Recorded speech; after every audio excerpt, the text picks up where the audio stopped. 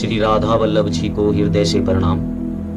देहि सौभाग्यम आरोग्यम, देहि मे परमम सुखम, रूपम देहि जयम देहि यशो देहि दुशो जहि। गंगा के किनारे एक साधु महात्मा बैठे हुए थे। उनके मन में विचार आया जब उन्होंने गंगा में लोगों को स्नान करते हुए देखा, हजारों लाखों लोगों को, कि अरे इतने लोग गंगा में स्नान करते हैं तो इतने लोगों का पाप धोते धोते गंगा स्वयं पापी हो गई। यह बात जानने की उनके मन में इच्छा हुई। इसके लिए उन्होंने इंद्रादि देवताओं का तप किया। जब इंद्रादि देवता उनके सामने आए तो साधु महात्मा ने एक ही प्रश्न पूछा कि हे देवताओं, गंगा में इतने लोग स्नान करते हैं तो गंगा अगर इतने लोगों के पाप धोती है तो गंगा तो स्वयं पापी हो गई। अब देवताओं को स्वयं ये पता नहीं था। देवताओं ने गंगा से प्रार्थना की कि हे गंगा मैया, आप इतने लोगों के पाप धोती हो तो आप तो स्वयं पापी हो गए। गंगा मैया ने दर्शन दिया और गंगा मैया ने कहा कि देखो, मैं आगे जाके समुद्र में मिल जाती हूँ और समुद्र में मिलने के बाद मैं ये सारे पाप समुद्र को दे देती हूँ। देवता समुद्र के पास गए।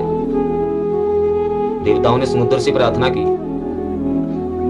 कि हे सागर, गंगा मैया आप में मिलती है, इतने लोगों के पाप धोती है तो आप तो स्वयं पापी हो गए।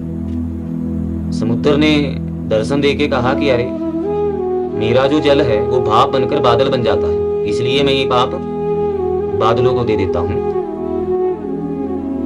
अब देवताओं ने बादलों से प्रार्थना की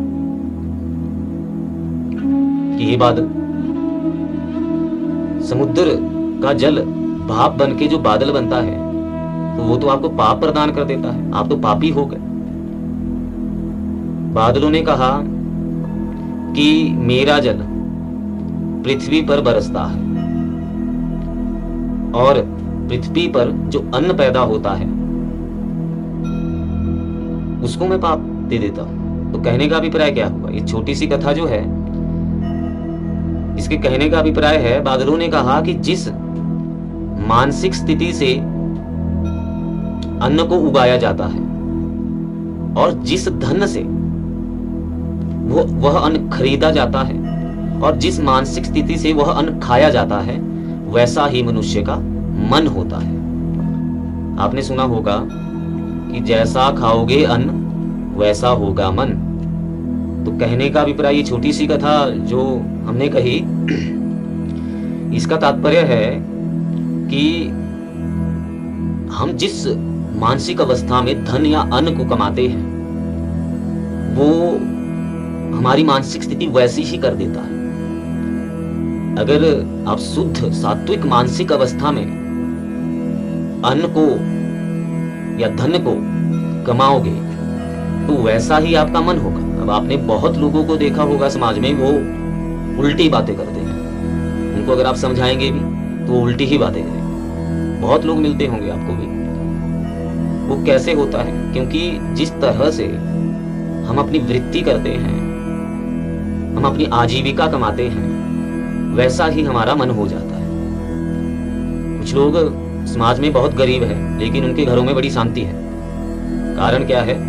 कारण यही है कि वह ईमानदारी से चाहे दिन का 100 रुपए ही कमा रहे हैं, लेकिन उनके घर में सुख शांति है और उनको नींद भी अच्छी आती है। तो इसलिए अपनी आजीविका को ईमानदारी से कमाइए। इन कथाओं का उद्देश्य केवल मात्र आपको शिक्षा देना है, आपको और हमें, मुझे भी शिक्षा देना है। मैं कोई बड़ा विद्वान नहीं हूं। राधा वल्लभ श्री हरिवंश।